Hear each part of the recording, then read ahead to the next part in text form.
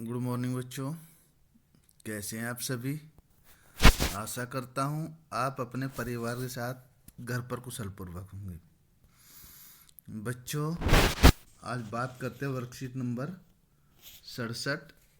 दिनांक है आज 14 दिसंबर 2020। विषय है हमारा हिंदी, क्लास है 10th। पाठ है जार्ज पंचम की नाक। ये कृति का भाग 2 है बच्चों। यहाँ पर आपको अपना नाम लिखना है।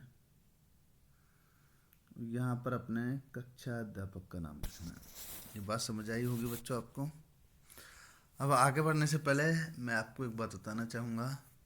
सबसे पहले आप हमारे चैनल को सब्सक्राइब कर दें और हमारी वीडियोज़ को लाइक कर दें, जिससे आप तक हमारी प्रत्येक वीडियो आसानी से पहुँच सकें।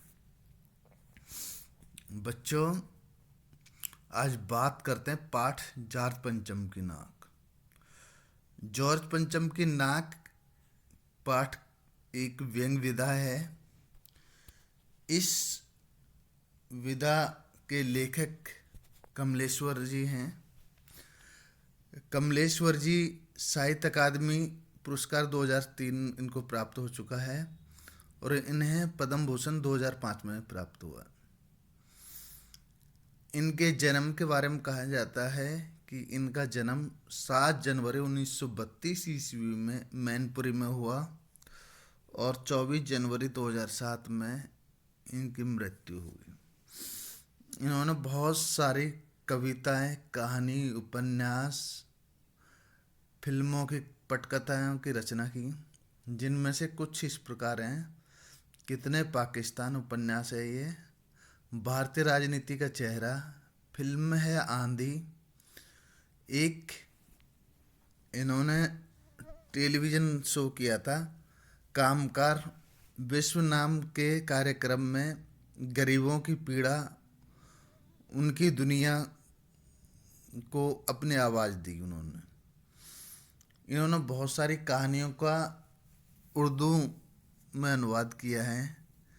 इन्होंने चंद्रकांता, दर्पण, एक कहानी, ऐसे अनेक धारावाहिक प्रोग्रामों का भी पटकथा का लेखन किया है।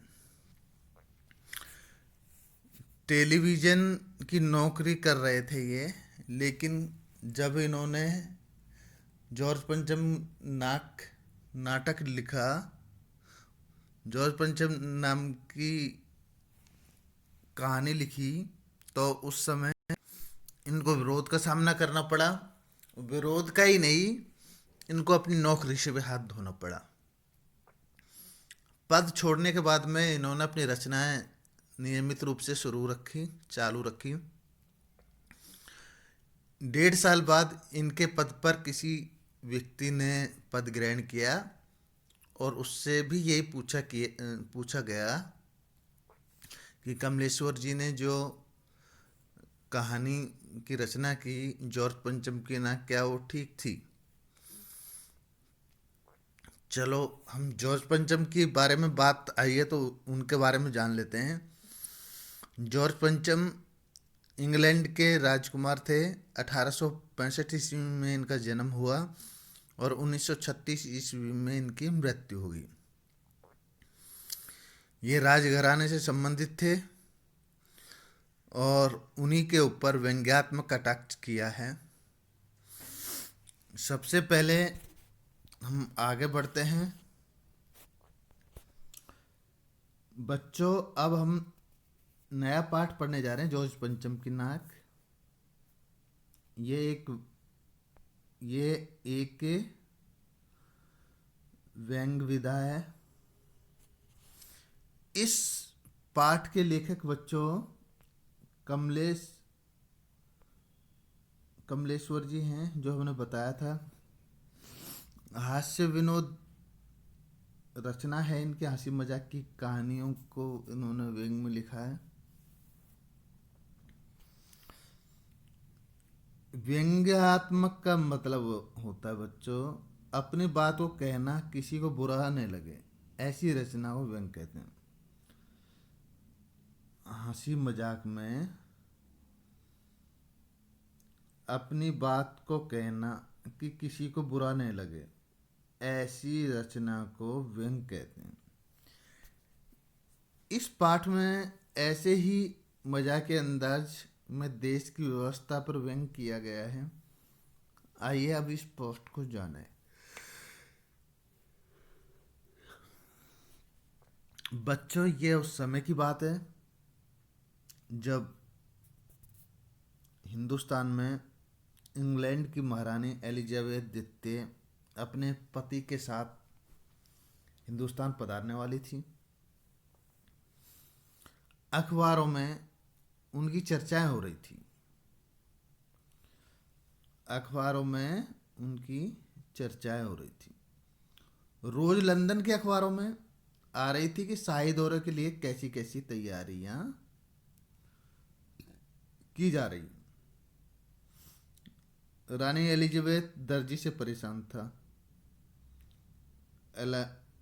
एलिजाबेथ का जो दर्जी था वो हिंदुस्तान, पाकिस्तान और नेपाल के दौरे पर रानी कब क्या पहनेगी, उनका सेक्रेटरी और शायद जासूस भी उनके पहले ही इस महाद्वीप का तूफानी दौरा करने वाला था। आखिरकार कोई मजाक तो था नहीं। जमाना चूंकि नया था, जमाना चूंकि नया था, फौज फाटे के साथ निकलने के लिए दिन बीत चुके थे। इसलिए जब दिन बीत गए तो फोटोग्राफी की फौज तैयार हो रही थी। इसलिए फोटोग्राफी की फौज तैयार हो रही थी। फोटोग्राफरों की फौज तैयार हो रही थी। ये क्वेश्चन इसमें पूछा जा सकता है। फोटोग्राफरों की फौज तैयार हो रही थी। और एक क्वेश्चन ये भी पूछा जा सकता है, रानी एलिजाबेथ का दर्जी परेशान था, क्यों था? हिंदुस्तान, पाकिस्तान और नेपाल के दौरे पर रानी क्या, कब और क्या पहनेगी, इस कारण। नीले रंग का सूट बनवाया नहीं, तैयार हो रही थी। इंग्लैंड के अखबारों को कतर ने हिंदुस्तानी अखबारों में दूसरे दिन चिपकी नजरें आती थी कि रानी ने एक ऐसा हल्के नीले रंग का सूट बनवाया है, एक ऐसे हल्के नीले रंग का सूट बनवाया है जिसका रेशमी कपड़ा हिंदुस्तान से मंगाया गया है। करीब 400 पाउंड खर्चा उस सूट पर आया है। रानी एलिजाबेथ की जन्मपत्री भी छपी। रानी एलिजाबेथ की जन्मपत्री भी छपी। प्रिंस फिलिप के कारनामे छपे। और तो और उनके नौकरों, बावर्ची और खानासामों, अंगरक्षकों की पूरी कहानियां देखने में आई। शाही महल में रहने और पलने वाले कुत्तों की तक की तस्वीरें अखबारों में छप गई। बड़ी धूम थी, बड़ा शोर शराबा था। शंख इंग्लैंड में बज रहा था, गूंज हिंदुस्तान में आ रही थी। इन खबरों में हिंदुस्तान में सनसनी फैल रही थी। राजधानी में तहलका मचा हुआ था। रानी 5,000 रुपये का रेशमी सूट पहनकर पालम के हवाई अड्डे पर उतरेगी। उसके लिए कुछ तो होना ही चाहिए था, कुछ नया, कुछ होना चाहिए था। आगे हम बढ़ तो उन्होंने कहा उसके लिए कुछ तो होना चाहिए था। हाँ, जो हुआ था 5,000, कुछ तो होना चाहिए जिससे बावर्ची पहले महायुद्ध में जान हथेली पर लेकर लड़ चुके थे, उनकी शान शौकत में के क्या कहने। और वही रानी दिल्ली आ रही है। न उनकी मुँह से निकल गया कि वह आए हमारे घर, हम उनको कभी अपने घर को देखते हैं। खाना खान सामो खान सामो एक शब्द आया है, उसका मतलब खाने की सामग्री का प्रबंध करने वाला, नौकर या रसोइया। वैशाखता स्वाभाविक रूप से। अब इसमें बच्चों कुछ प्रश्न पूछे गए हैं। पहला प्रश्न है, इस तरह से गद्यांश आते हैं बच्चों, एक गद्यांश दे दिया, उसमें से फिर प्रश्न पूछे जाते हैं 4-5। तो आप कृपया करके इन गद्यांशों को ध्यान से पढ़ें और आंसर लिखें। किसकी फौज तैयार हो रही थी? बच्चों पाठ था, क्वेश्चन था किसकी फौज तैयार हो रही थी। तो बच्चों इसका उत्तर है फोटोग्राफरों की फौज तैयार हो रही थी। फोटोग्राफरों की।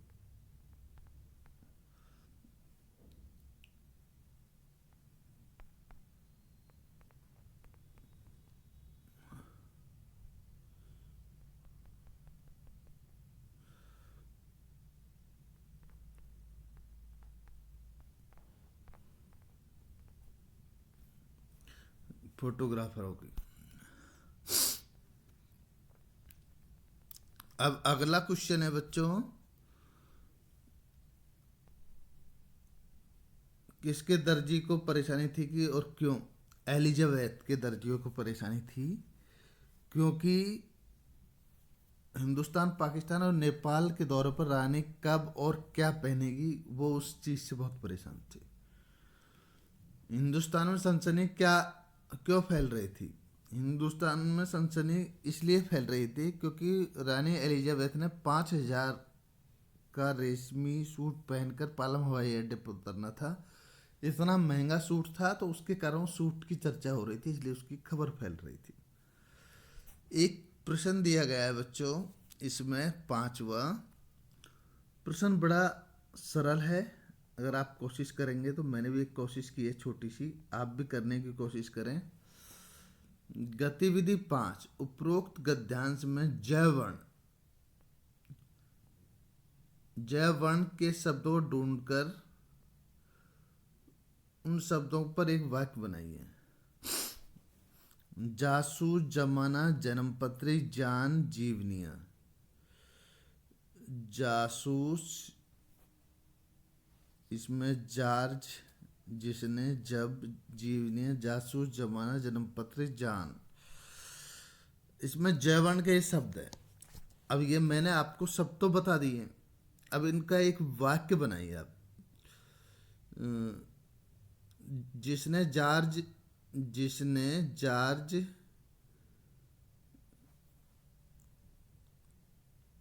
चलो इसका आप बनाइए, फिर मैं बाद में आपको बता दूंगा। अब अगर आपको पूछना है तो ये शब्द मैंने आपको ढूंढ के दे दिए हैं। जार्ज, जिसके, जब, जीवनी, जासूस, जमाना, जन्मपत्री, जान, ये शब्द हैं। इनको ध्यान में रखते हुए एक शब्द का निर्माण करना है आपको। आशा करता हूँ आपको मेरे द्वारा बताई गई बात समझ आई होगी। थैंक यू, धन्यवाद।